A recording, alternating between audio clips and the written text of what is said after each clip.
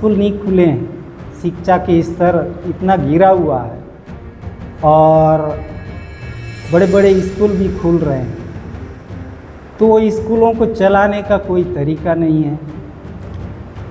और स्कूल खुल भी गए हैं तो वहाँ के गुरुजी को खाली किया जा रहा है, स्कूल को बंद। राइवल स्कूलों में, छात्रावास आश्रमों में केवल अधिकतम शायद 95% बच्चे जो है आदिवासी बच्चे रहते हैं, तो बाहरी शिक्षक आएंगे, यहाँ की भाषा को समझ नहीं आएगा। सर्व आदिवासी समाज बस्तर संभाग के द्वारा आज एक साथ 7 जिलों में प्रेस वार्ता इसलिए महत्वपूर्ण है क्योंकि यह प्रेस वार्ता बस्तर संभाग के सभी 7 जिलों में एक दिन और एक साथ की गई है। इसमें युक्तियुक्तकरण पर भी सरकार को घेरा गया। गौरतलब है कि युक्तियुक्तकरण की योजना वास्तव में यदि लागू की गई होती तो यह विष्णुदेव सरकार की बहुत अच्छी योजना बन सकती थी, मगर छत्तीसगढ़ के कुछ नौकरशाहों ने जिस तरह इसका कबाड़ा किया उससे सरकार ही कटघरे में खड़ी हो गई। छत्तीसगढ़ के शिक्षा सचिव सिद्धार्थ कोमल परदेसी की अदूरदर्शिता ने युक्तियुक्तकरण की हवा निकाल कर ही रख दी।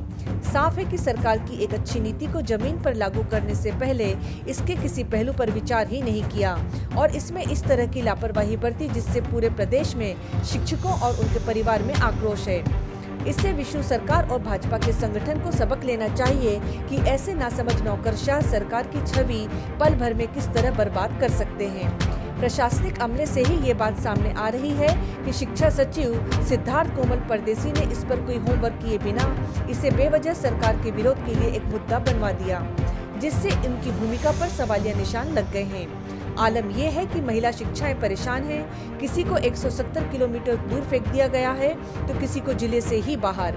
वहीं कुछ जिलों में तो बाकायदा चुन चुनकर सूची बनाई गई है और अधिकारियों की पसंद के शिक्षकों को भरपूर सहूलियत देकर बिना पहुंच वालों को दूर भेज दिया गया है। बहरहाल हम शिक्षा सचिव के रूप में सिद्धार्थ कोमल परदेसी की भूमिका का कुछ और खुलासा भी समय आने पर करेंगे, लेकिन साफ सुथरी छवि वाले मुख्यमंत्री के विरुद्ध कुछ नौकरशाह भी ऐसा कर रहे हैं जिससे सरकार परेशानी में घिरे, ये बात अब सामने आ रही है।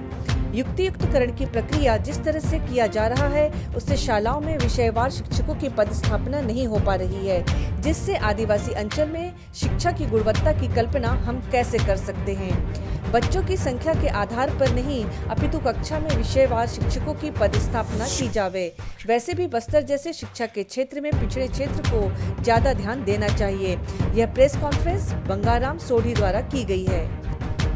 बस्तर संभाग में बहुत सारे जगह अभी तक स्कूल नहीं खुले हैं, शिक्षा के स्तर इतना गिरा हुआ है और बड़े बड़े स्कूल भी खुल रहे हैं, तो स्कूलों को चलाने का कोई तरीका नहीं है। और स्कूल खुल भी गए हैं तो वहाँ के गुरुजी को खाली किया जा रहा है, स्कूल को बंद किया जा रहा है, तो ऐसे में बस्तर का हालात क्या होगा, ये बहुत गंभीर विषय है। इसीलिए हम शिक्षा की गुणवत्ता को लाने के लिए हमारे समाज अभी बहुत दिनों से आवाज़ उठा रही है कि शिक्षा का गुणवत्ता लाया जाए, स्थानीय बेरोजगारों को यहाँ भर्ती किया जाए। लेकिन अच्छे अच्छे बड़े बड़े स्कूलों में बाहर से शिक्षक बुलाए जाते हैं अन्य प्रांतों से, और वहाँ का रिजल्ट देखा जाता है तो 0। और प्रशासन को ज्ञापन या जानकारी देने पर प्रशासन के द्वारा कहा जाता है कि यहाँ के लोकल शिक्षक शिक्षा की गुणवत्ता से बहुत दूर है, शिक्षा का गुणवत्ता लाना है तो अच्छे शिक्षक की ज़रूरत है और बाहर से जो आएंगे वो अच्छे करेंगे। लेकिन ऐसा देखने को नहीं मिल रहा है अभी। चाहे स्वामी आत्मानंद का बात हो, चाहे एकलव्य स्कूल का हो, चाहे इंग्लिश मीडियम की बात हो, सभी जगह मैं उदाहरण के तौर पे कहूँगा, अभी गोलावंड एकलव्य में 54 या 58 बच्चे थे, उसमें मात्र 2 लोग पास हुए हैं और सारे के सारे फेल हो गए। और वहाँ के शिक्षक देखो तो कोई गाज़ियाबाद से है, कोई हरियाणा से है, कोई उत्तर प्रदेश से है, कोई कहीं से है। इस तरह से माने पूरे लोग बाहर से आके यहाँ की शिक्षा की गुणवत्ता को जो है ख़राब कर रहे हैं। तो ऐसे लोगों को तत्काल वापस भेजा जाए और यहाँ की लोकल शिक्षकों को और अच्छे क्वालिटीहीन शिक्षकों को यहाँ लगाया जाए ताकि वहाँ का शिक्षा स्तर सुधार हो सके।